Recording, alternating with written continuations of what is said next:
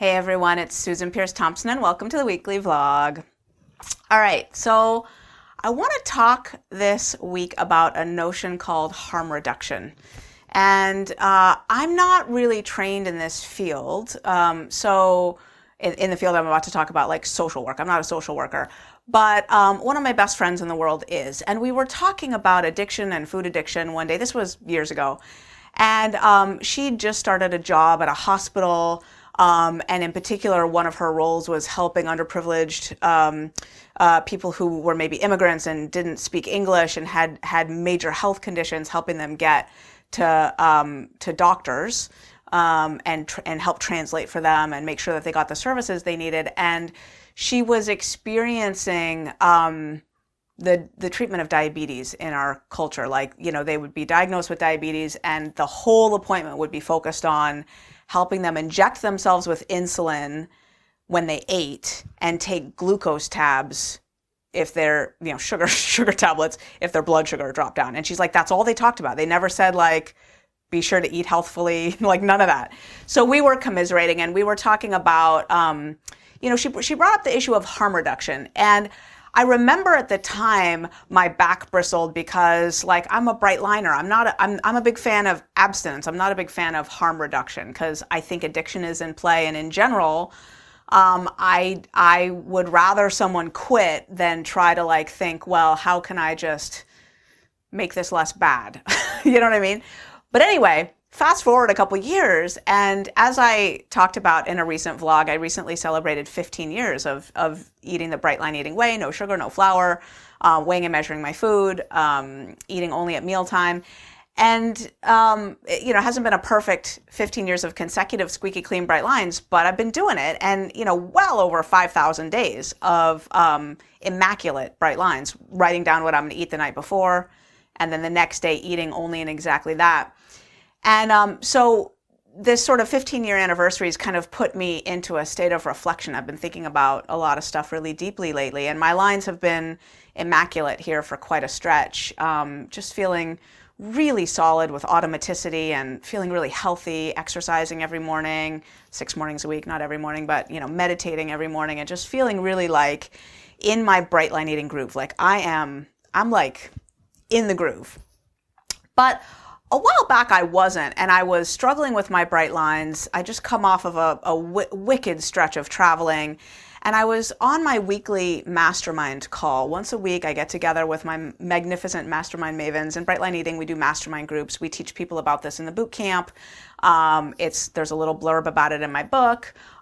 We emphasize it even more in Bright Lifers, and so a group of 4 people get together once a week for 90 minutes on a free teleconference line and support each other with this very specific format. And that format is each person gets to share and then everybody gives them feedback. And I was sharing about my struggle at the moment with my bright lines. And one of my brilliant mastermind mavens, who also has a long history of recovery from drug addiction and has been in a right-sized body now with Bright Line Eating for years and years. She's actually never broken her bright lines since she started Bright Line Eating. And she said, Susan, I don't know what to say that might be helpful to you, but she said, what's coming up for me is, could you think about your 23 years of perfect, unbroken, immaculate sobriety? You're clean and sober, 23 years without a break. Is there anything you can learn from that and translate it to your food? Not a novel concept. I've thought of this a million times, but when she said it, something instantly came up for me. And it has to do with this notion of harm reduction. What came up for me was, well, I've always said that I'm clean and sober all this time because I've got other things to use.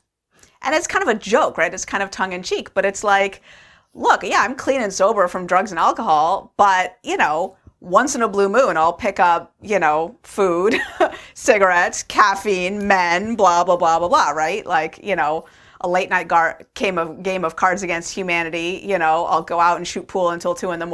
I'll whatever, right? So there are ways that like my inner addict comes out and I, hop on the back of some motorcycle and ride around town in the middle of the night or something, So So I said that. I said, well, this is what came up for me when you said that, is I have other things to use. That's why I've been clean and sober so long, is, if my inner addict is like looking to get a fix, is looking to play, I don't need to go to drugs and alcohol, because like I could pick up something else, and I do sometimes. And then I went to another level of thinking, which was, of the things that I've been known to pick up, which of them still serve me and which of them really don't? So the ones that don't are food. Food doesn't serve me. When I pick up food, my life gets worse and fast. And there is almost no period anymore where it's like working. You know what I mean? Where I can like hang in that sweet spot of, yeah, I'm probably using this a little bit, but it's working for me. Like I'm doing okay. When I pick up food, it's like some sort of trump card. Like everything gets bad really fast. It's a keystone habit for me. So food doesn't work for me. Another one that doesn't work for me is cigarettes. Like for me, one drag of a cigarette, I've been on and off in cigarettes a bazillion times since I've picked up my first cigarette at the age of 15. And, for me, cigarettes, they just don't work. One leads to, okay, I'm somewhere between a half a pack a day smoker and a pack a day smoker instantly. Like I'll smoke a pack the first day if I pick up a cigarette. Excuse me. There is no one cigarette for me. There just isn't. But caffeine serves me. Seriously, I go on and off caffeine at will, and it's not that hard for me to quit. And mostly it serves me. Like when I learned a year or two ago from the Food Revolution network, Ocean Robbins put out a blog, and then people talked about it on the Food Revolution Summit, that like coffee and green tea are actually really healthy, as long as you're not putting crap in your coffee, as long as you're not putting sugar and cream in your coffee. It's actually really healthy, like really correlated with longer life, with, just better health outcomes across the board. I was like, really? There was some quiz that I took that was like, do you just drink water? And I was all proud and I ticked yes. And then in the feedback form, it was like, yeah, that's actually a health risk to just drink water. If you're not drinking coffee and tea, you're not as healthy as you could be. And I was like, what? And so I started reading up on it, and I was like, holy smokes, it's true. So when I read that, now I'm an addict for sure. Caffeine is a drug. And in my experience, it mostly serves me. There's pros and cons about caffeine for me. Some of the cons are, I notice that I'm happier on average when I drink caffeine. And it gives me a feeling of freedom in my life, in the sense that, sorry, but like I've got something to use. Like if I'm traveling and I'm out with a bunch of people and we're at a restaurant and there's like a long, meal, I'm on my 6th glass of sparkling water with lime, and, having some decaf. For me, decaf is caffeine because there's a little caffeine in it. So if I'm off caffeine, I can't have decaf either, because it will escalate into drinking caffeine. Having a decaf or a cup of coffee, like it's a nice thing. Anyway, I could go into the long list of pros and cons with caffeine. That's maybe the subject for another vlog, and I will cover that at some point. But basically, caffeine serves me, or well enough. Like if I'm looking at a harm reduction approach to my addiction, picking up caffeine is not a bad move for me. Yeah, it's just not. Like I manage it fine, and if it's not serving me at the moment, I'll go off it. The other one that serves me is men. I'm heterosexual, and I'm attracted to all kinds of men all the time. And I do this thing with men where I like run energy with them. Like I can feel them flirting with me, or at least I imagine I make up in my head that they're flirting with me and I'm flirting with them. I've checked in with my husband about this 5 billion gazillion times, and his answer is always the same. Honey, it doesn't bother me. Like, you do you. Seriously, it's fine. And so if I need a fix, like I got men that I can text and just be like, hey, what's up? And run a little bit of energy and get that zing. And I've got a ton of male friends who are like, they're just good people. They're like brothers, but like with that running energy thing that is, it's a zing for me, for sure. And yeah, I used to have a real moral issue with it because I felt like I was being unfaithful to my husband, and he's like, honey, you're not, it's fine. So I finally like internalized that, and now I'm like, oh, so I check in with them, and if they got a spouse, we check in with them and make sure everything's on the up and up, and then I'm like, okay, I can use this. Like, it's not actually, I don't get crazy about it, I don't go off the rails with it, like it's fine.